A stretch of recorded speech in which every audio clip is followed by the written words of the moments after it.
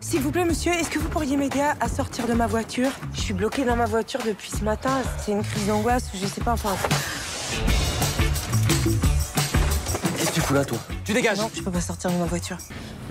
Ça raconte l'histoire de deux êtres un peu perdus qui traversent chacun une crise et qui vont se rencontrer alors qu'ils auraient dû jamais se rencontrer, a fortiori dans un endroit où ils n'auraient jamais dû être, c'est-à-dire une voiture. Donc c'est en gros un huis clos qui roule, un huis clos avec des paysages.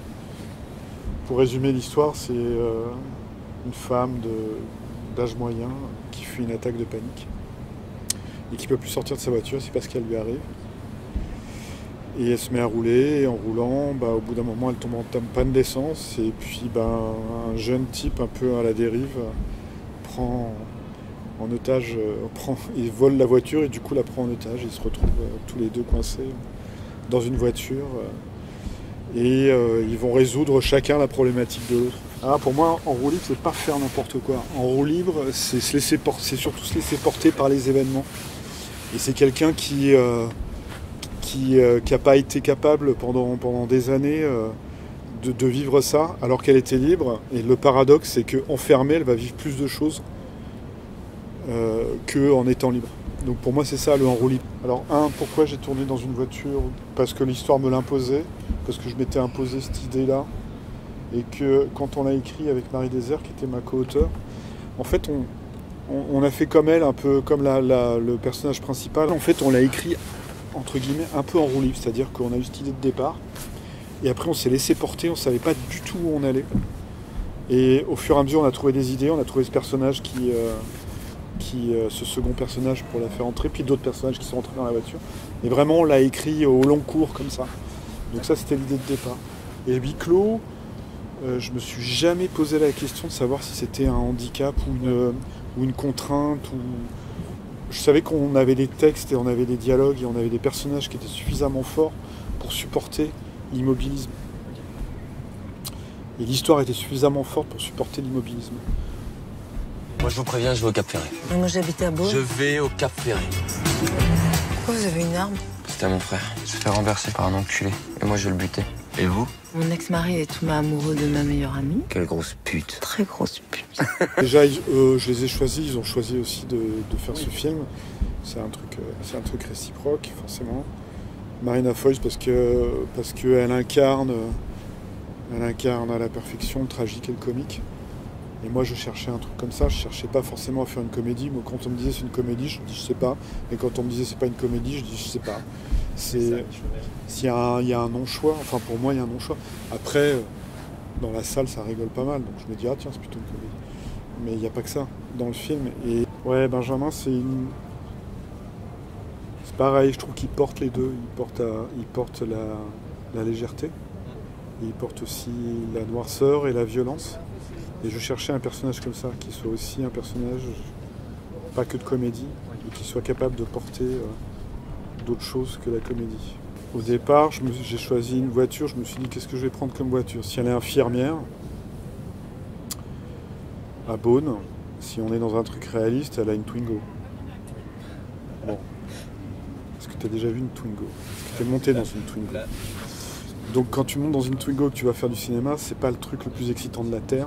C'est moche, tout ça, puis c'est petit. Donc on s'est dit, je me suis dit, bon, laisse tomber le réalisme, on s'en fout. Prends une voiture déjà grande, et puis vintage parce que, en fait, c'est la voiture de son père, donc c'était pas totalement gratuit que ça soit une voiture ancienne. Et après, pour des raisons aussi de tournage, on les prend plutôt en break, plutôt grandes, parce qu'on est souvent dedans, à plusieurs. C'est toujours pénible. Et puis parce que ça a une gueule incroyable. Et puis parce que c'est pas trop cher. Donc, même si je voulais pas une Volvo au départ, forcément, tu finis par tomber sur une Volvo, parce que c'est la voiture la plus vue au cinéma. Mais parce que c'est une voiture assez jolie, pas chère, grande. Et puis je trouve qu'il lui allait bien. Emma! C'est qui ce type? David, il est psy, il va t'aider. Il faut 1 à 2 séances par semaine pendant des années. Nouveau challenge. Là, t'as 1 heure où je te bute. Bah, parlez-moi de votre père, hein. Il fait quoi? Agriculteur, mais je Non, vois mais pas le le rapport. vôtre, celui de madame. Oui, c'est un... Ouais, c'est un espèce de parcours initiatique à nouveau. C'est comment... Oui, comment on accepte à nouveau les choses. Ça serait... Ouais, ça pourrait correspondre à... Si on était un peu un télo, un parcours psychanalytique sur route. Mais il y a quelque chose comme ça. De toute façon, elle fait une psychanalyse à un moment donné. Donc il y a un parcours accéléré de résolution de sa problématique, de leur problématique, à l'un et à l'autre. Et donc le fait de bouger et de voyager et de s'ouvrir, surtout pour elle, qui est complètement, en fait, elle s'est effondrée sur elle-même. Et pour résoudre les blessures, il n'y a pas d'autre moyen que de bouger, quoi. D'abord, elle a de la musique qu'elle écoute. Alors, je trouvais ça marrant, sans être trop lourd, de faire des comparatives entre ce que les personnages écoutent. Elle est tournée vers le passé. On peut considérer que la musique qu'elle écoute, c'est aussi la musique de sa mère, donc du Véronique Sanson, des choses des années 70 qui sont datées sur année, mais qui lui vont bien parce qu'elle est dans son passé. Elle n'a pas bougé de son passé, d'ailleurs, c'est pour ça comme elle n'a pas résolu cette histoire de sa mère, forcément ça... Et lui, il est plus dans une... Par contraste, dans une musique d'aujourd'hui, mais j'ai choisi un titre un peu qui moi me faisait marrer, qui est un peu crétin comme ça, qui est vraiment une opposition de style. Puis après sur la musique elle-même, c'est-à-dire les morceaux qu'on entend qui sont au-dessus du score. Là il y a eu un travail aussi, lui, quand il rentre dans la voiture, il y a quelque chose d'assez jazzy, assez suspense, mais pas non plus pas trop évident suspense.